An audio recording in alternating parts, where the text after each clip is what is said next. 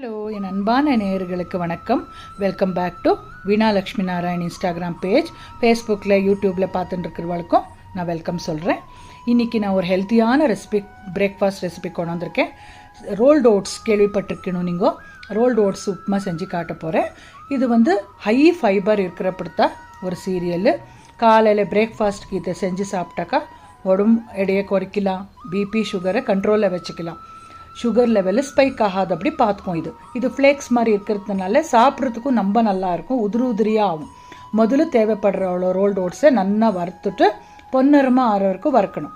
அப்புறம் ஒரு தட்டில் கொட்டி வச்சுக்கோங்க. இப்போ ஒரு வானலியில் 2 டீஸ்பூனு நான் கடலை எண்ணெய் விட்டுட்டு தாளிப்புக்கு கடுகு, கடலைப்பருப்பு, உளுத்தம் பருப்பு சேர்த்துருக்கேன். கடுகு வெடிஞ்ச உடனே 1-2 வெங்காயத்தை பொடியை நெருக்கி சேர்த்துக்கோங்க, ரொம்ப டேஸ்ட்டாக வரும். அப்புறம் ஒரு துண்டு இஞ்சி கூட ஃபைனாக சாப் பண்ணி சேர்த்துருக்கேன். காரத்துக்கு ஏற்ற பச்சை மிளகாய் சேர்த்துருக்கேன். உங்களுக்கு எவ்வளோ தேவைப்படுறதோ அவ்வளோ காரத்துக்கு சேர்த்துக்கோங்க. அப்புறம் ஃப்ரெஷ்ஷாக இருக்கிற கருவேப்பிலை சேர்த்துட்டு வெங்காயம் கண்ணாடி பதத்துக்கு வர வரைக்கும் வறுத்துட்டு அப்புறமா தக்காளி பின்ன கேரட்டு 1-2 எடுத்துட்டு இருக்கேன். அதுவும் அவ்வளோதான் ஃபைனாக சாப் பண்ணி சேர்த்து வதக்கியிருக்கேன். தக்காளி சாஃப்ட் ஆன உடனே பீன்ஸ், பட்டாணி 2 சேர்த்துருக்கேன். இதே சேர்க்கணும் அதே சேர்க்கணும்னு இல்லை, எந்த கறிக்காய் வேணுமானாலும் சேர்த்துக்கலாம். தேவைப்படுற உப்பு சேர்த்துட்டு நல்லா ஃப்ரை பண்ணுங்க, சீக்கிரமாக சாஃப்ட் ஆகிடும். அப்புறமா ஒரு சிட்டிக்கை மஞ்சப்பொடி, ஒரு சிட்டிக்கை பெருங்காயத்தூள் சேர்த்துட்டு ஒரு ரவுண்ட் நல்லா மிக்ஸ் பண்ணி அப்புறம் 1 கப் அளவுக்கு தண்ணி சேர்த்துருக்கேன். தண்ணி ஒரே அடியாக ஊற்றிடக்கூடாது, ஏன்னா இந்த ஓட்ஸு நிறைய தண்ணி ஈத்துக்க மாட்டாது. கொஞ்சோண்டு தான் தண்ணி சேர்க்கணும். 1 கப்பு ஓட்ஸுக்கு 1 கப் தண்ணின்ட்டு அளவு.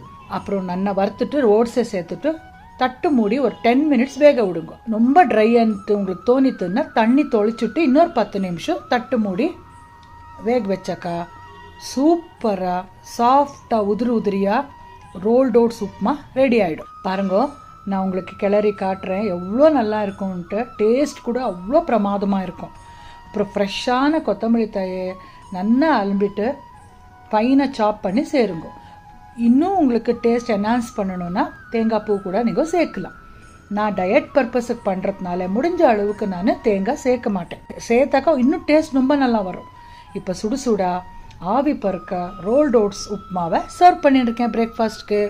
உங்களுக்கு இந்த வீடியோ கண்டிப்பாக பிடிக்கிறதுன்னு நினைக்கிறேன். பார்த்துட்டு நீங்களும் வீட்டில் செஞ்சுட்டு எப்படி வந்ததுன்ட்டு எனக்கு கமெண்ட்ஸில் சொல்லுங்க. பாய்.